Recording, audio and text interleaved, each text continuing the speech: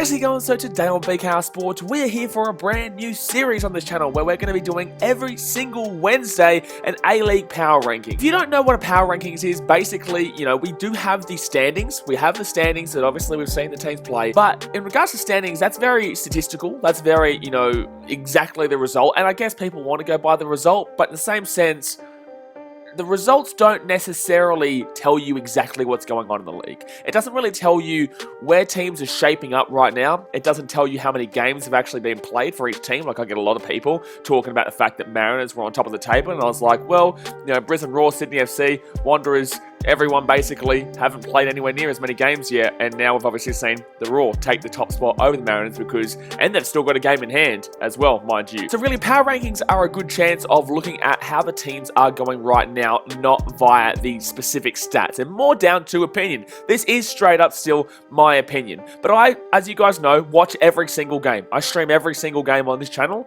so I feel like I have a pretty good idea of where teams are actually at right now. But with power rankings, we take into account the form of the team, we take into account like player movements and player injuries, we take into account if they've played a better team or a worse team. But let's get into it and let's smash our A-League power rankings for match week 7.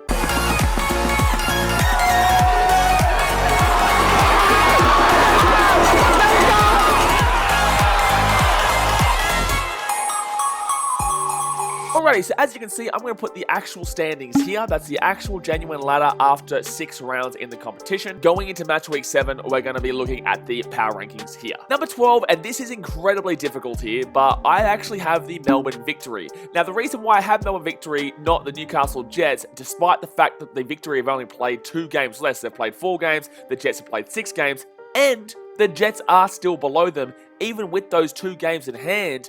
I genuinely believe that Victory shouldn't really have a win so far this season. They were down 1-0 until I think about the 87th minute against the Perth Glory, and then Perth Glory collapsed. Perth Glory didn't look that great in that game regardless, but they still collapsed late on to give up a loss there. And if they hadn't have given up 2 goals in the last few minutes of that game, it would have minimum been a draw, arguably, and you could argue they were the better team. Like, they deserved to win that game, I guess. I think Victory deserved the minimum of a draw, to be completely honest with you. But in the same sense, the Victory don't look good this year.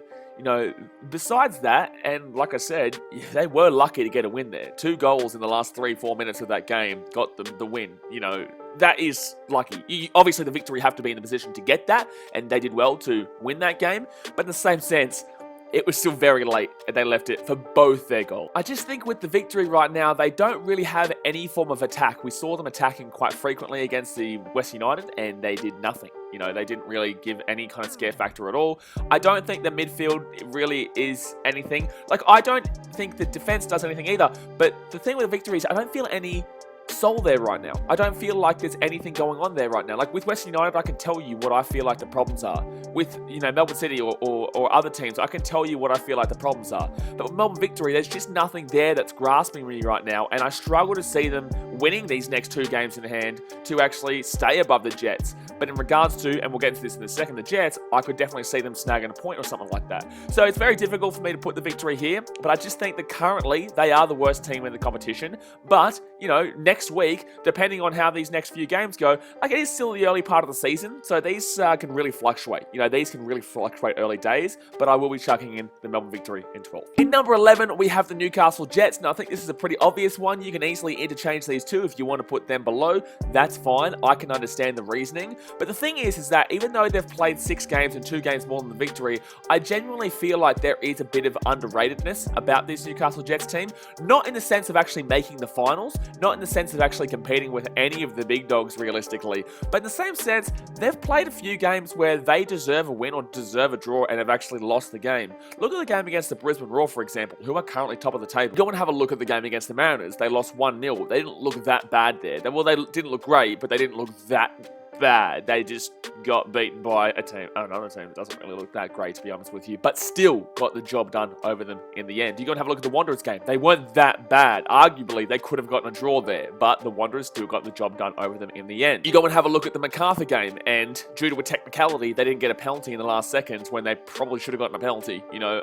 Under the bullshit rules that they've been putting in there, that's pretty obviously a penalty, but due to the technicality of it, the right call was made, and it wasn't a penalty, so So you could definitely argue they deserve the 2-2 draw there. And honestly, they definitely deserve the draw in that game, in my opinion, too. So you've got to have a look through all their games this year, and then they beat the Wellington Phoenix, obviously 2-1. Nearly fell apart in the end, but still got the win. So that's not a great result considering where Wellington is. But the point of the matter is that the Jets aren't as bad as you actually assume. And that's why I put them above the victory. Because at least I've got some oomph about them. At least I've got some kind of feeling about this team that isn't just dire. In number 10, we have the Wellington Phoenix. I think this one's pretty obvious. Now, I know that a lot of people are going to be like, this team has a lot of quality. It's still early days. You know, wait them out. For me, this is going to be a problem with New Zealand teams this year, and I am including the Warriors in this, and I say this in my live streams all the time.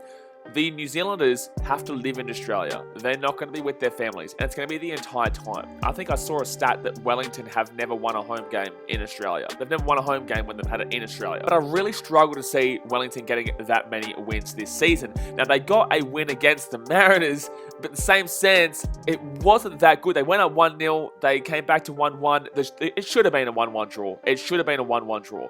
But they snuck a goal late on there. I think against the run of play, too. I think the Mariners were the better team in that game. So that was their first win. Otherwise, they wouldn't have a win to their name either. You know, you do have to weigh that in. They've played a couple of good teams, though. Let's not lie. Who did they play? They've played Sydney FC, who obviously are back-to-back champions, so they have their problems. Macarthur, who have a good defense and midfield, but not that great of an attack. But also in that game was the red card game, where really it should not have been a red card for Wellington. It was just absolutely bullshit, and Macarthur got a goal and basically dominated the rest of that game.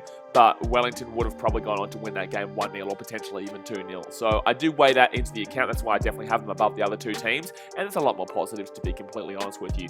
And then obviously the game against the Jets, they lost 2-1 to the Jets. Now this is a big problem. This is another reason why they couldn't be higher. The Jets are 11th for a reason. Yes, they had some positives to say about them, but they're still 11th for a reason. And to lose to the Jets and you being the home team, that shows me everything I really need to know. So I look forward to seeing more from the Phoenix. Obviously, they do have some really quality players, but they're low for the time being. In number 9, I'm going to be putting Adelaide United. Now, this is a controversial one because some people would definitely put them above, and I don't think anyone would put them lower than this. I think this is as far as you could possibly go, but I have to put Adelaide United here.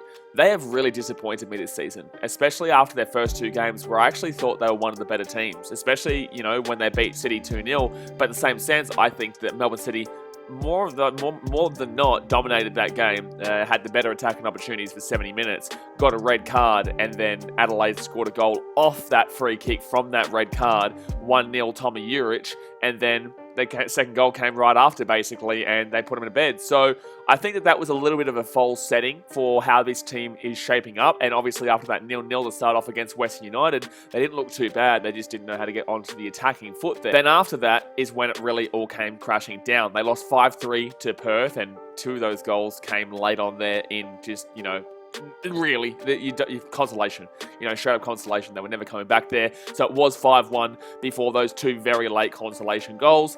And just after that, they won 1-0 over the victory, which was not impressive at all. And then got completely outclassed by Brisbane Roar 3-1. And it could have easily been 2-0 or 3-0. I'm not that big a buyer on Adelaide right now. I was a couple of weeks ago. I'm not anymore. So for the time being, until they can prove that, because like that game against the Raw was a shambles. It was a shambles. Defensively, shambles. Midfield, shambles. Attack, shambles. Nothing positive from that game, realistically. They got completely outclassed by a team that we all thought would struggle to score.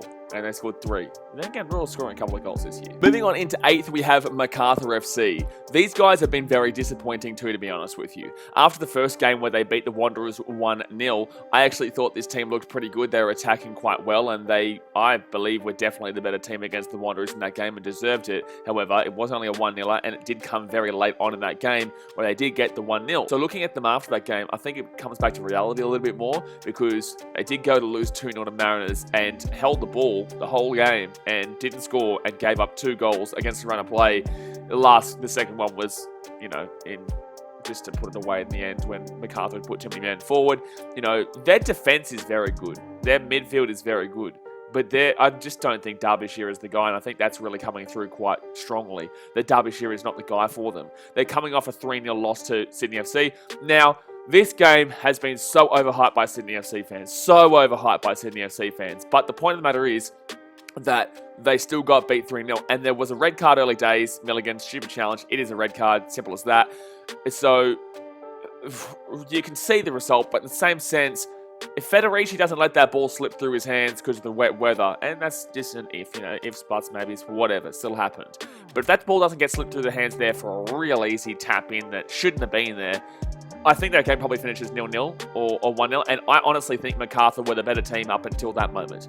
Up until that moment, I genuinely believe that MacArthur were putting a lot more opportunities in, especially in the first half. I definitely think that after the red card in the first half, MacArthur dominated the rest of that first half, but the second half, I think that it started to lean more Sydney FC's way. Of course it did, because MacArthur had a red card. But yeah, I don't think MacArthur are doing that well right now. I think that they've got a long way to go. I think they can be a genuine contender if they had a quality attacker. Federici had one poor game. It was delayed 40 minutes or whatever during halftime. Sluggish field, pouring down rain. I wouldn't read too much into that result for MacArthur at all, genuinely. But it's also kind of similar-ish to how other results have gone, so that's why I've got them down this end of the table. Just missing out on a final spot as we speak, I have in number 7, Western United. This is an interesting one because we've come off a game like last week where it was 5-4 in favour of Western United against Perth Glory. And for me, Western United deserved that game despite there being 9 goals in it and giving up 4. But they deserved every single one of those 5 that they scored. Outside of that, they had a 0-0 against Melbourne Victory. Outside of that, they had a 0-0 against Adelaide United. And outside of that, they scored 1 goal against Melbourne City and lost 2-1 there. So really, they've only had 1 result here that is something to talk about. And I personally believe it comes down to the fact that Berisha is a little bit past it. And I think they really need to move on in regards to attack. Because I think their defense has been fine. I think their midfield is fine. I think that this team should be making the finals this year. I think that there's a good 8-9 teams that should be making the finals this year. But the point is that they're just not travelling too well. The attack isn't that one game. That one game was just a wavelength, guys. That one game was just a wavelength. That's not going to happen too much. West United have the ability to do that, but their attack really does lack for me. So they are just missing out on the finals here, but this team, by the end of the season, should be in the finals. Alrighty, so these next 2, they may be a little controversial. I'm going to put in number 6, the Western Sydney Wanderers. I haven't really been that impressed. Yes, they are 3rd on the table right now, but I don't think that they're going to be there for that long if they continue to play like this. I've been backing in since the preseason that I really like this team. I really like how they're set up, and I think that they've got the players to be pushing a relatively high final spot, to be completely honest with you. I don't think they would be winning the grand final, but I definitely think they've got one of the better teams on paper in the competition and the way it is run. But, and there's a big but here, they drew 1-1 with the Jets. They won 2-1 of the Jets last time, but like I said, the Jets could easily have gotten a draw there. They drew with Sydney FC 1-1. They had a pretty shit result against the Mariners 1-0, but still got the win. So good result, sorry. Not shit result, I wouldn't say it was the greatest performance, but they still got the 1-0 result. So you've got to be happy with that one. Like I said, lost that 1-0 to MacArthur. It's just a bit of a shaky start, really. It's just a bit of a how you going. You don't really know how this team's going to go forward. They've only conceded 4 goals this year. So their defense is up to standard. It's just their attack that is not getting them the job done. Like, how many goals have they scored in comparison to what I just said? They scored 2 against the Jets, none against MacArthur, 1 against Sydney FC, 1 against the Mariners, and 1 against the Jets. So 1, 2, 3, 4, 5. They've scored 5 goals. They've scored 5 goals in as many games. They've played 5 games. It's fine, but you're averaging 1 goal a game. That is basically the epitome of average. I'd nearly even say, no, I think 6 is fine. I think 6 is fine, and with the teams above, I think it's fair. But I think that the team right above them, which I feel like is controversial too, will be jumped over by the Wanderers literally next week. But at number 5, the Central Coast Mariners. So the teams in 2nd and 3rd are now in 5th and 6th on this ladder for me in the power rankings. The Mariners haven't been that great this year, guys. I've watched every game with them. They haven't looked that great. They've got some real shit-ass results. They've got the results, and this is impressing people because the Mariners have been so bad for so long. Otherwise, they haven't really done anything. They got the only one, actually, I will disagree with myself. The only result that I really liked was the Sydney FC one where they won 2-0. They looked clean, they looked professional, and they looked really good in defense, and Ruin Tongic was unbelievable. But outside of that, Mariners don't look good. You know, they just lost a game where they were probably slightly the better team against the Phoenix. They've got to win against the Jets, but still look kind of shit. You know, there's nothing really that excites me there at all, especially in their attack. Like, Alu Kawal had a good goal against Wellington, but besides that, this team just doesn't have it. Like, they're getting some results here. They lost 1-0 to the MacArthur result was just, like, bleh. You know, the MacArthur result was, you know what I mean? They're on 9 points right now through 5 games. They're a game behind the Brisbane Roar on the same points and in second place, but I think the teams above them are better than them. I think the teams above them are better than them right now. And I think we're going to see that as Perth Glory right now, for example, are a game behind. If they win their game, they will go above Central Coast as well. You know, there's Sydney FC we haven't mentioned yet. They're a game behind and they'll go above them. Brisbane Roar are already above them with a game in hand.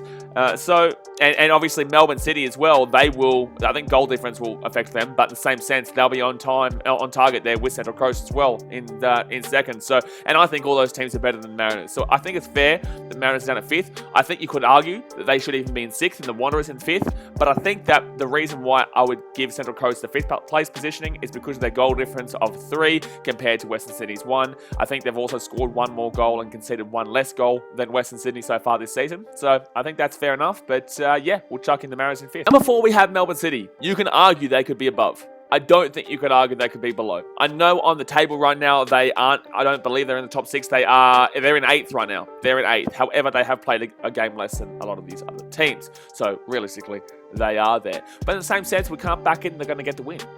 We can't back in they're going to get the win because they've been really average this year. They started off the season with a 1-0 against Brisbane Roar, but really the Roar were probably the better team in that game and at least deserved a draw, if not a win. But City got, you know, a bit of a lucky goal late on, but in the same sense, it was a great goal. So they'll take that every day of the week. But they still weren't the greatest team. Now, I will reference this when I talk about another team later. If you don't play well and still get a really positive result for your team, I think that's the note of a champion. And that's why until the last week, I thought City was still the number 1 favourites for the competition this year. However, they've completely and utterly destroyed that confidence after this most recent 3-1 loss to the Perth Glory. And they just weren't great at all. You know, they beat Western United 2-1. And, you know, a bit of a late comeback there, I guess. And they lost 2-0 to Adelaide, even though I think they were the better team for 70 minutes, but they still couldn't score. They scored 1 goal there, 2 goals there, and 1 goal there. So they've scored, 4 goals in 4 games, just like the Wanderers. Not really that impressive. So I'm going to chuck them in 4th. 4 goals, 4 games. In number 3, we have the Perth Glory. Now, the reason why I have these guys here is because if they fix their defense for one, I think that they're going to be in the number 1 spot very damn well soon. I think they have the most lethal attack in the competition, and although they didn't play that fantastic against Melbourne City, they still won that game 3-1, and I was excited to see what the future holds for them. They did just come off a 2-1 loss to the Victory, which is not great at all by any means. Not great. No, mate. No. Not good. Not a good one there. But their season, outside of that, they scored, what was it? They scored 9 goals in 2 games. They also conceded 8 though. So like I'm saying, if they can fix their defense, then they're going to be a pretty good team. Because I've been saying this all season as well on the streams, that if you're going to be as good as Perth are attacking, and obviously as bad as they are defending, you are going to ultimately, more than likely, going to miss the finals. Why? Because if your attack isn't firing one day, your defense is still more than likely going to be shithouse. So they're going to give up 2 goals and the attack's not firing. They're not scoring 3. They're probably not even scoring 2. So you'll lose that one 2-1. And alas, the Perth Glory versus Melbourne Victory game. They lost that game 2-1. Their midfield has been good. I think their attack has been unreal. I think D'Agostino has been fantastic for this team so far. And as long as they get rid of the frequent, like the bloody 100 goals that they give away, they're going to be good. They're going to be the goods. Number 2, and I did actually genuinely toss up between number 2 and 1. We do have Sydney FC and Brisbane Roar to go, but number 2 is Sydney FC. Number 2 is Sydney FC. Reason being is because I think a lot of people will actually rate them lower. I think that before the game against MacArthur, I would have rated them lower. And although I don't really look into that result against MacArthur when they won 3-0 too much at all, like I don't think it was as great as Sydney FC fans are claiming, I still think that they are better right now than a lot of these other teams. And I think I saw a better performance in the second half that proved that they're not done just yet, but they're nowhere near as good as they have been recently. I think if, like I said with Federici, they probably don't even win that game, or maybe just a 1-0 if he holds on to that. And if you saw the goal, he should have held on to that, but it was rainy, slippery, the likes. I think the Sydney FC are clearing out the second best team in the league right at this second, but overall there is definitely a lot of question marks about Brisbane going forward. Game against Wellington Phoenix, they weren't that great. You know, they scored 2 cracker goals, but they weren't that great and wasn't really that impressive, and the Wellington Phoenix unimpressive. They went and drew, 1-1 with the Wanderers, and the Wanderers, that was a really bland game, and I honestly thought Wanderers were actually probably the better team in that game. And then we obviously went to the Mariners game, and the Mariners won 2-0 there. Mariners just completely outclassed them. You know? When do you hear that? Mariners outclassing Sydney FC. And then obviously the 3-0 against MacArthur. So I think that they could jump in next week, depending. The thing is that the Raw have a pretty easy schedule, so it's going to be very difficult to jump above them for the time being. But Sydney FC are still number 2 for me. They're still number 2. They're still up there. There's no way you could have them below a lot of these other teams. And they are a game behind. They will minimum be 2, and it could potentially be it could potentially be 1 if the Brisbane Roar don't beat Melbourne Victory this week. So regardless, they are up there, whether you like it or not, despite their relatively average start to the season. Number 1, the Brisbane Roar. Yes, they are up top here, and they have been the best team to start the season. However, a big however, do I see them staying up here for long? It's a good question. I don't think so. I think that they've got a good run of form going. I think we've played fantastic football in the defence and the midfield. I think they've been unreal so far. And the attack has surprised me. I didn't think the Raw would make the finals pre-season. I didn't think so. But they've really shocked me. They've been playing some really nice football, some real attacking football too. And considering that the Raw used Dylan Wenzel-Halls and Scott McDonald, who aren't exactly prolific in what they do in regards to what the fans think, they've really shocked everyone. And as we speak, they definitely deserve it to be number 1. They beat Newcastle Jets when they weren't the greatest team. They weren't good at all, actually, but still won that game. And like I said with that Melbourne City one, good teams, the great teams, know how to get a positive result even when you're not playing that well. The Brisbane Roar beat Melbourne Victory 3-1. That was a pretty clinical performance there. It looked really good. You know, they've just come off an absolutely phenomenal performance against Adelaide United where they just dominated. And don't forget, the leadership of Jamie Young is missing right now, and yet they were still able to just completely dominate that. The only loss this season was the opening game of the season against Melbourne City, and that was obviously not a fantastic result there, but I believe they were the better team. I genuinely believe they had the better attacking opportunities. They had more possession. They were just a lot better on the ball, a lot better off the ball, and did a lot more in that game than Melbourne City. But Melbourne City were able to sneak it in the end. Fair enough. And that showed, like I said, the quality of a good team, of a great team. So I think the Brisbane Roar are safe bets for at least a top 2 spot right now. I think that you have to put them in number 1 based on the fact that they are a game behind second place right now, and yet above a number 1 already. Sydney FC are close in behind, but the point of the matter is, I think that so far, the Raw deserve to be number 1. I think it's shocking everyone that they're there, but I think that they are the number 1 team through week 7. But anyway, guys, that's going to do me for today's video. I hope you have enjoyed. Obviously, like I said, I'm going to be doing this every single Wednesday, so go down there, hit that subscribe button, join the BK Army, comment below your thoughts as well, and also hit that thumbs up button so that I know you are enjoying this. As you guys know, I stream literally every single A-League game. Every time there is a game on, jump over to the channel. You know I'm going to be streaming. You know I'm going to be chatting to you. Don't forget, guys, BKR Clips is where all the clips from the streams go as well. And also, we are going to be starting doing a player rankings like I've been doing with Rugby League and with AFL as well. We're going to be doing player rankings for the A-League. I'll probably be jumping on with Jas. So that should be damn well good too. But I hope you have enjoyed, and I will see you guys next time. Alrighty, guys, thanks for watching. Catch you later. See ya.